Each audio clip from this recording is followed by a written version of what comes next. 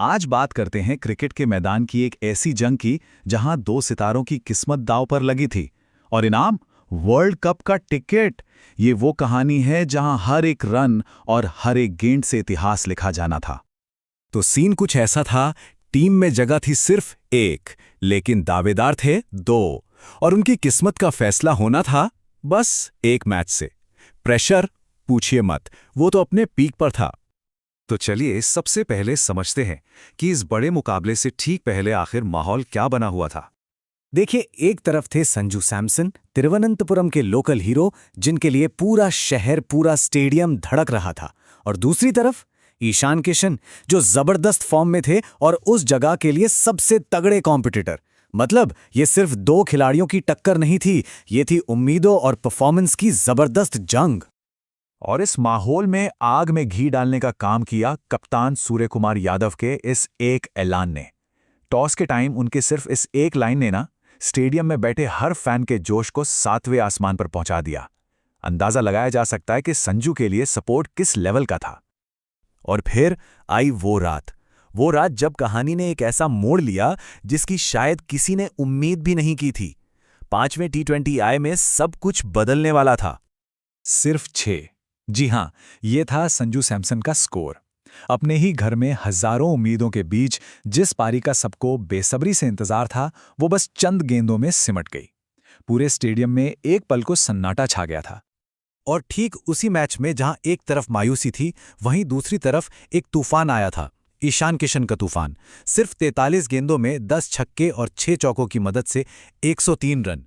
ये एक ऐसी पारी थी जिसने सिलेक्टर्स के सामने एक बहुत बड़ा सवाल खड़ा कर दिया। अब जरा इन आंकड़ों पर नजर डालते हैं। ये अपने आप में पूरी कहानी बयां कर देते हैं। संजू सैमसन को लगातार 5 मौके मिले, लेकिन वो कुल मिलाकर सिर्फ 46 रन ही बना सके। वहीं दूसरी तरफ ईशान किशन ने जब जब मौका मिला तब तब उसे भुनाया। 76 और 103 रनों की पारियां। फर्क बिल्कुल साफ था। और देखिए, बात सिर्फ रनों की नहीं थी। मैच के बीच में जब ईशान किशन ने संजू सैमसन से विकेट कीपिंग ग्लव्स लिए, तो ये महज एक ऑन फील्ड चेंज नहीं था।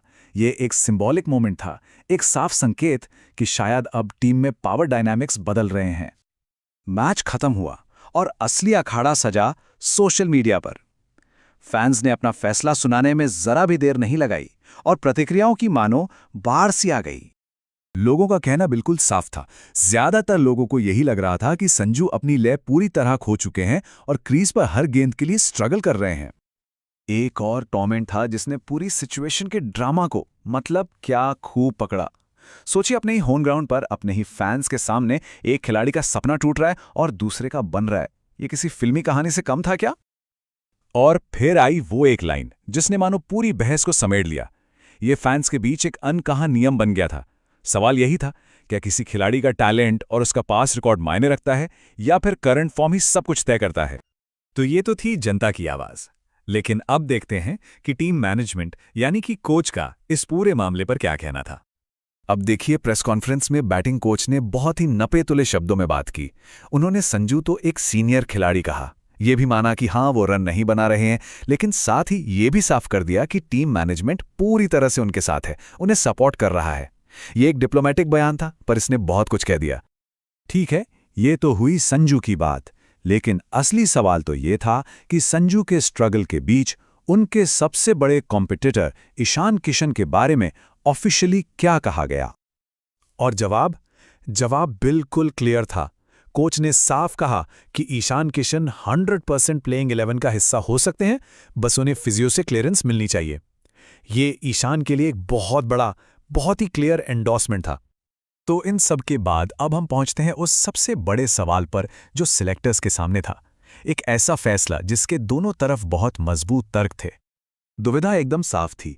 एक तरफ संजू, जिनके टैलेंट पे किसी को शक नहीं, जिन्हें मैनेजमेंट का भी साथ मिला हुआ है, लेकिन वो फॉर्म से जूझ रहे हैं। और दूसरी तरफ किशन, जिन्होंने प्रेशर में खुद को साबित किया और जिनका बल्ला आग उगल रहा था, पोटेंशियल बनाम परफॉर्मेंस। तो आखिर में सवाल यही बचता है, क्या किसी खिलाड़ी को उसकी क्षमता के आधार पर मौका मिलना चाहिए या फिर उस प्रदर्शन को इनाम मिलना चाहिए जो बिल्कुल सही समय पर सबसे ज्यादा दबाव में आया हो? ये एक ऐसी बहस है जो क्रिकेट में शायद हमेशा चलती रहेगी।